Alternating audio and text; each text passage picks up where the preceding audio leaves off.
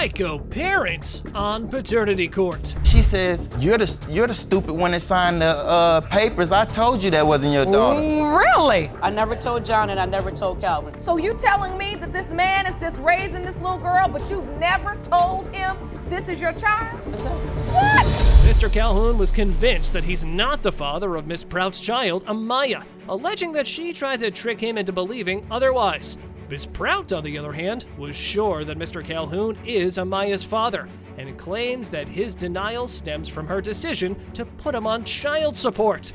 Oh, one of the classics. Buckle up, folks. Me and Miss Prout have been friends for a while, but when I seen that she wanted to make a relationship out of things, I cut her off. And I just kind of pushed away from her. How did you cut her off? I stopped calling, stopped answering her calls and texts, pretty much ignored her existence. Because she wanted to get serious. Because she wanted to get serious, yes, ma'am. Mr. Calhoun and Miss Prout were friends who ventured into a complicated romantic entanglement. While Mr. Calhoun wanted to keep things casual, Miss Prout desired a more serious relationship. Their relationship status was marked by confusion, leading to Mr. Calhoun to buzz off mid-relationship. Well, that was promising.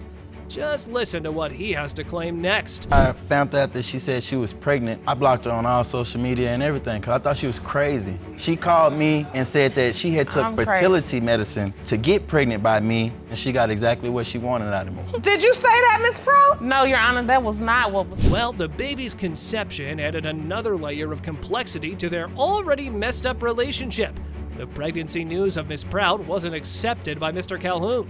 Despite her attempts to convince him, today she pulls out a magic calendar explaining what went down. The date you were intimate with Mr. Calhoun twice. Unprotected. And the yellow indicates the window of conception. So as you can see, the day you said you had sex with Mr. Calhoun falls directly in the window of conception. Yes, Your Honor. Mr. Calhoun had a feeling that Miss Prout might have been with other men around the same time, which made him unsure about being the father.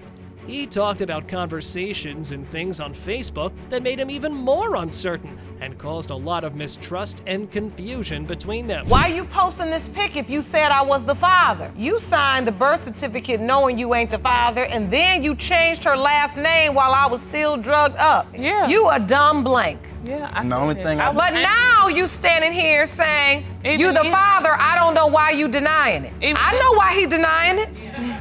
That. Miss Prout's godsister, Demetria Dawson, spilled the beans in court. She basically said she thought Miss Prout was already expecting a baby before Mr. Calhoun popped back into the scene. Talk about a family secret!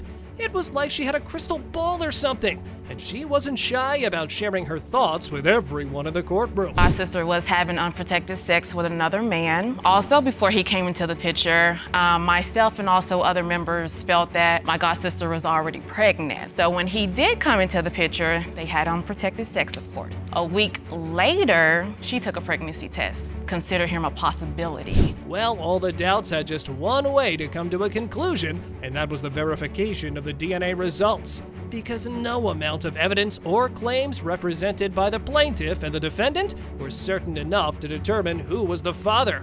So, let's just focus right onto that part. Mr. Calhoun, you are the father. Woo! Wow, that's crazy. That's really crazy. Why are you so upset, Miss Prout? Y'all don't know what I've been through with this man. Miss Fisher, longing for answers, bravely confronts her mother, Miss Johnson, who has concealed the truth of her paternity for far too long. With two potential fathers stepping into the spotlight, the courtroom becomes a stage for secrets that have remained hidden for years. Prepare for a gripping tale of deceit and the pursuit of identity. I've been growing up thinking that one man was my father, but at the age of 10, I find out it could possibly be somebody else. So you grew up believing that Calvin was your father, and that's Mr. Triplett. Yes. And he'll be joining us in a moment. Yes. Can you believe the school life drama? Miss Fisher's name was changed over an intercom. FYI, Miss Fisher believed for years that Mr. Triplett was her father. But at age 10, John enters the picture, adding confusion to the smooth life of Miss Fisher. Just listen to what she has to say next. Your birth certificate, it originally had one man's name, and now it's been changed to Fisher, with John Clayton Fisher listed as father. Exactly. So you admit that there were at least 2 men that you were intimate with during the same time because you weren't sure who your daughter's father was. Exactly. Miss Fisher drops a bombshell by presenting a calendar detailing her mother's, Miss Johnson's, romantic day. It seems her mother's love life was quite the roller coaster, with overlapping encounters between Mr. Triplett and Mr. Fisher. The dates are highlighted where your mom was intimate with Mr. Triplett. Exactly. And then bluish green color indicates when she was intimate with Mr. Fisher. Yes. Bottom line is, it's the same week. And ain't no telling. I don't know. Judge Lake decides it's time to hear from Mr. Fisher, the man caught in the middle of this tangled mess. With Miss Johnson's questionable behavior and Miss Fisher's calendar of confusion, it's about time Mr. Fisher shed some light on the situation. Let's see if he can help unravel everything. I was there, but I wasn't there to walk her through her way as a young woman, or as a child to a young woman. And I was always contributing money to her mom. Oh, you've known this child since she was born. Kalina was born. I was staying on the street called Vance, and I was in the house that day. With this paternity puzzle growing even more complex, Judge Lake decides it's high time to put an end to the confusion. She calls for the DNA results, aiming to bring clarity to this drawn-out quest for paternity once and for all. It has been determined that her father is Mr. Triplett.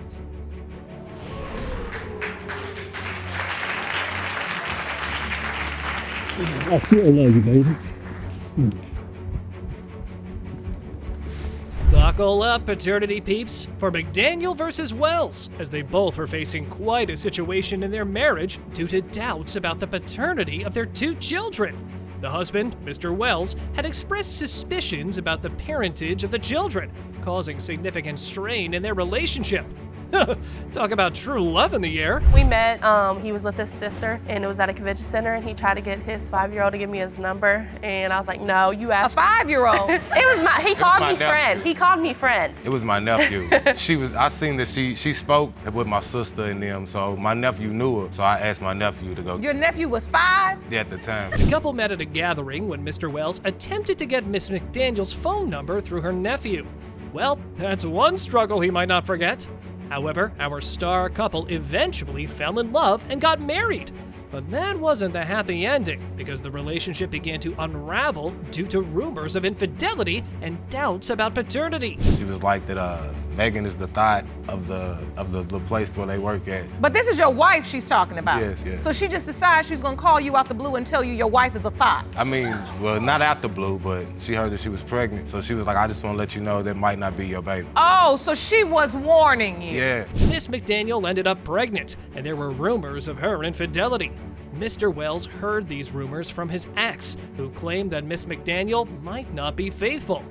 Well, if that's one credible source, that's for you folks to decide in the comments section.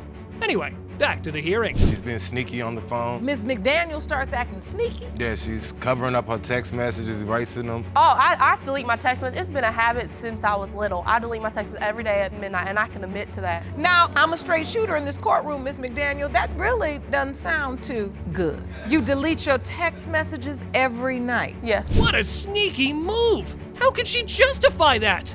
But hold on, folks. Our plaintiff here diverts the testimony by filling in some more rumors, which led to tension and distance in their marriage. Just listen to what she has to say. Talk about being psycho. This time we went to a club, and this is another reason he probably, don't think it's his kid, because I was in a club with my friend, and I was dancing on my friend, but the guy spanked me. And so, Mr. Wells, you saw this happen? Yeah. What happened? But the guy, as he starts dancing and twerking, he stuck his whole hand up her dress and he was smacking her butt. But here's the classic doubt that we often witness in the courtroom. But guess what's that? Mr. Wells presented evidence in the form of a birth certificate, showing that he was not listed as the father, while also explaining the differences in physical appearance and behavior. I don't get that behavior part. That is the birth certificate. As you can clearly see, I'm labeled as Ava's father. I'm not on the birth certificate of him. But you two were married at the time. Yes, and he was there for the delivery. He was the only one in the delivery room. Since you're married and the child's born within the marriage, he is the legal father under the law, but why leave his name off of this birth certificate? I don't know, Your Honor. I mean, I can't sign it. Well, he was the only man in the room. Why leave a blank space? Sounds pretty sneaky to me. But you won't believe what our defendant had to say next. Oh boy, he had an exhibit to explain and support the theory. Just see how that went. This is the way my head is built, with like a roller coaster. It has a lump in the middle. You know, most of my kids, they have it. All of them. As you can see, mine's is the same way. As for little Durrell, his head is more flat and her is ginger, like a reddish hair. I've never had that in my family. So you have a roller coaster head. Yes. That's what you call it. Yes. Well, with enough testimony recorded by Judge Lake, it was time for the paternity police to turn on that siren. Yeah, that's right. The DNA results were in. Go ahead and get your popcorn ready, because here comes the moment of revelation we've all been waiting for. It has been determined by this court. Mr. Wells, you are the father.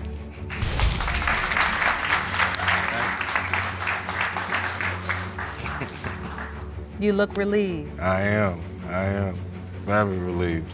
Here we are in a real-life episode of Who's Your Daddy? Miss Alston says Mr. Holmes is her biological dad, but he's singing a different tune, pointing at Mr. Alston on her birth certificate. It's all about the DNA now, the science stuff, to settle this family feud once and for all. As a child, it all started there. I grew up in a home with my mom with my 7 siblings. One summer, I was going outside to play, and my mom was outside talking to a guy, and when I walked up, he was like, tell her. And she looked at me and said, this is your uncle. This is your dad's brother. Little Miss Alston grew up in a house bursting with siblings and her mom. Then, one summer, Uncle Holmes drops a bombshell. I'm your dad's brother. Cue the drama. She met Uncle Holmes's clan, and although they rolled out the welcome mat, here's Mr. Holmes explaining his doubt. Miss Alston's mother, back in the day, she was like fat, and because I met her at the school bus stop. She was in high school, and 2 days later after I met her, I had sex with her. I called her again a couple days later, asked her to come back, and we had sex again, so it was kind of like a booty call. Yeah, I didn't know nothing about her. Oh boy, Miss Alston's mother had met Mr. Holmes when she was in high school, and they had engaged in sexual relations. However, Miss Alston only learned about Mr. Holmes potentially being her father 15 years later. To me, this revelation might raise doubts and uncertainty about her paternity. Excuse me, Your Honor. Yes. Say something? Her father kind of reminds me of my father. The reason why I kind of like accepted her in, because I know how it feels to not have a father. But I kind of like don't believe that she's mine. This woman here was my mother and my father. So I'm the type that I know where she's coming from, but still, I still don't believe that she's mine. Well, Mr. Holmes, we are aware that you did have a relationship with the plaintiff's mother, so that kind of puts you in the spotlight here. But wait, Mr. Holmes's mother had to add the spice we all been waiting for. Just settle down for her testimony. This is how it went. Her mother came to me first and said that Donna was my son's child. So I told John, I said, John, Donna is my grandchild. And when her mother told you this, did she say or mention that there could also be other possible fathers? No, she never admitted that to me. Well, how about we crank this case up a notch and bring in testimony of Mr. Alston? That's right, as our man in discussion was also present in the courtroom, and he was also here to testify in this ongoing tug-of-war for paternity. I was in her life up until I left. And I left in 1999. Well, what about after you left? After I left, I came up back and forth. And I used to come to Maryland back and forth. And when I come over there, I do go see her. And I wanted Donna to move in with me when she was about 7 years old. And she said no. Then when she got into her mother said no? Mother said no. Well, oh man, that's one big mess. The child was being accepted by Mr. Holmes's family and being denied by him. And on the other end, Mr. Alston has been roaming around, leaving all the responsibilities behind like a freeloader. Well, just listen to what he has to confess. A year ago, 2 years ago, asking me, Daddy, can I have this? Daddy, can you pay my bill? Did you let me move in? Did you help me find a roof? There's no At that time, I was a parent myself, so I did not. For 15 years, you thought that was manager's fault. Why you asked me in 2010 and you think that was your fault? Well, that's a good question. 16 years ago. I said I was still trying to build a relationship with him because I'm very doubtful that Mr. Holmes is my father. Oh boy, the moment of truth. Judge Lake's about to drop the bombshell results that'll either heal this family or keep the drama train rolling. Get ready for some nail-biting action. Will it be a fairy tale ending? Or are we in for more tears and tantrums? Mr. Holmes, you are not Miss Alston's father. Mr. Alston, you are not Miss Alston. Sit her down, ma'am.